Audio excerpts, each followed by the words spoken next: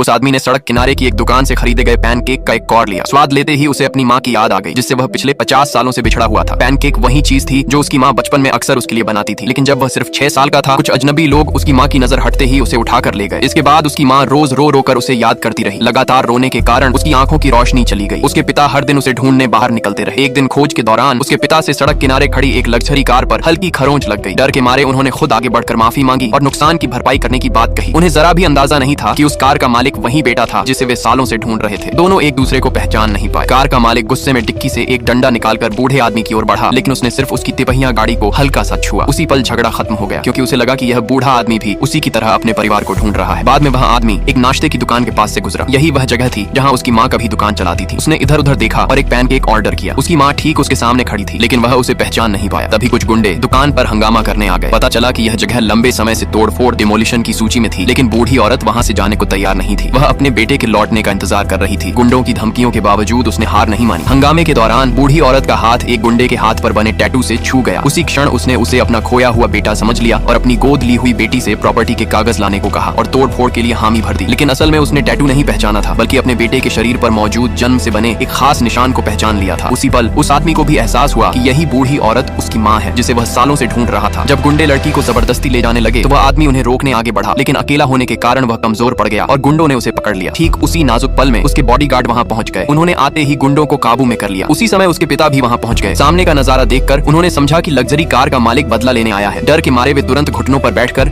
माफी मांगने लगे। यह देखकर उस आदमी का दिल अपराध बोध से भर गया। उसने तुरंत अपने माता पिता के सामने अपनी असली पहचान बता दी।